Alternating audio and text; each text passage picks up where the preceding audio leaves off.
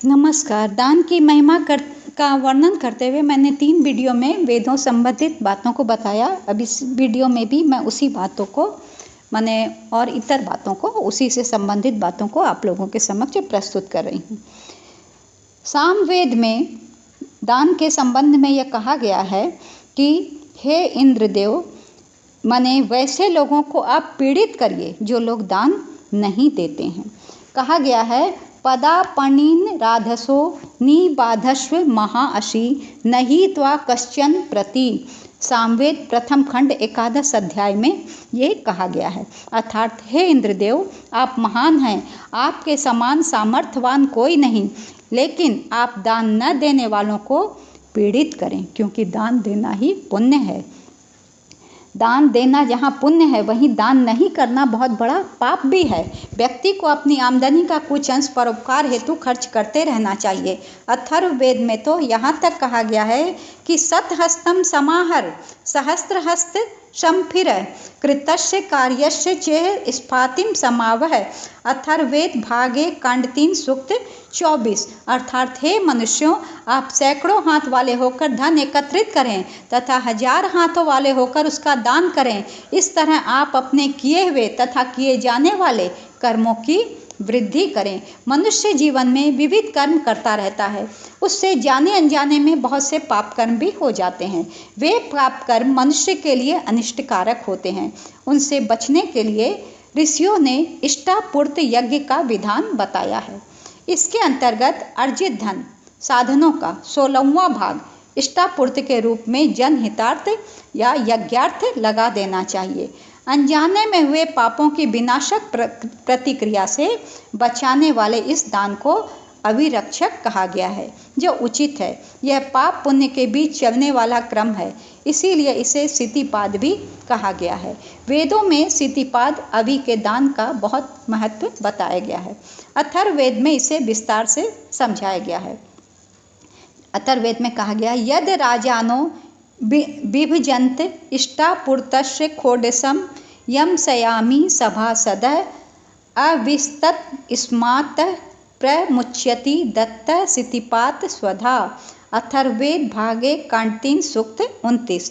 अर्थात राजा यम के नियम पालक सभासद मनुष्यकृत पाप पुण्यों का विभाजन करते हैं, तब अर्जन के 16वें अंश के रूप में दिए गए इष्टापूर्त रूपी सितिपादवि को भय से वाले जो दान कर रहते हैं उनको भय से मुक्त कर देते हैं, अर्थात उन्हें क्षमा प्रदान करते हैं। यो ददाति सितिपाद मविम लोकेन सम्मितम स नाक मम्यारोहति यत्र शुल्को न क्रियेत अबलेन बलियसी।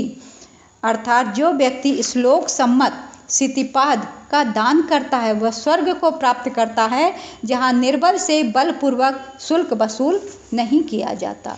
पंचापूपम सितिपाद मविम लोकेन सम्मितम प्रदातोपजीवति पितॄणाम लोके अक्षितम। अथर्ववेद भागे कांड 3 सूक्त 29। अर्थात 5 तत्वों या प्राणों को सड़न विकृतियों से बचाने वाले लोक सम्मत इस सितिपाद अभि इष्टापूर्त भाग का दान करने वाला व्यक्ति श्रेष्ठ पितृलोकों में अक्षय जीवन प्राप्त करता है। पंचापूपम सितिपाद मविम लोकेन सम्मितम प्रदातोपजीवति सूर्या भाषयो रक्षितम। अथर्ववेद भागे कांड 3 सूक्त 29। अर्थात 5 तत्वों या प्राणों को सड़न विकृतियों से बचाने वाले लोक सम्मत इस सितिपाद अभि का दान करने वाला साधक सूर्य और चंद्र के समान अक्षय जीवन को प्राप्त करता है।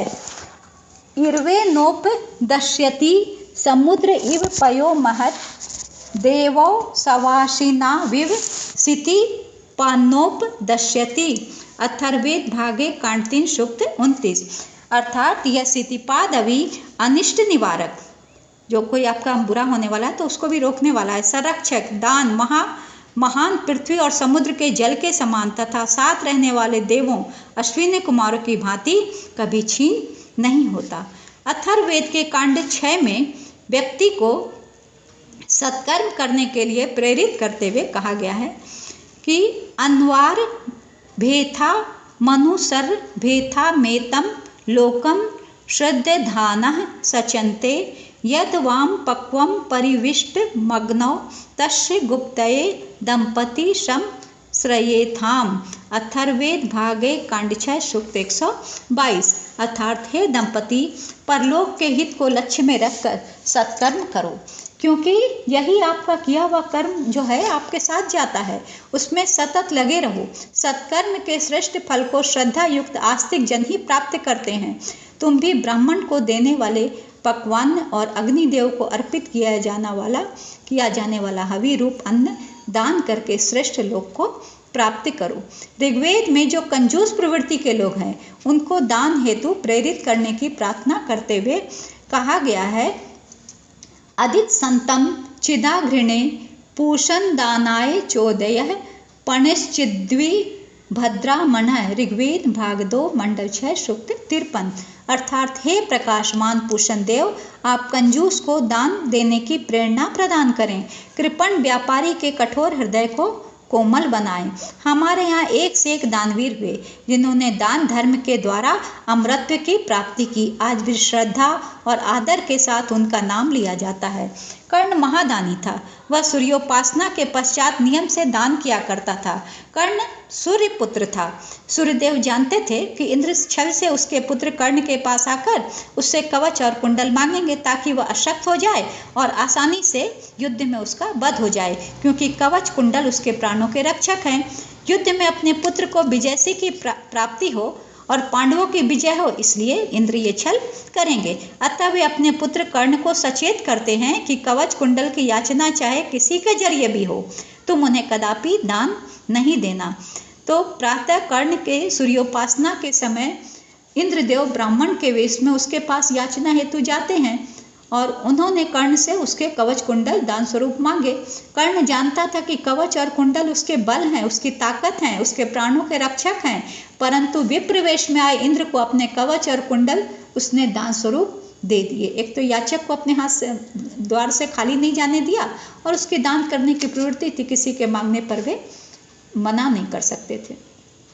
अपने पिता की बात न मानकर अपने प्राणों का मोह न करके उसने सहर्ष अपना कवच और कुंडल उन्हें दान स्वरूप दे दिया। आज दानवीर कर्ण की यशोगाथा को कौन नहीं जानता। इसी दान की कड़ी में अब अगली कड़ी 5वां जो भाग होगा उसमें भी मैं दान की महिमा के बारे में ही बताऊंगी। धन्यवाद।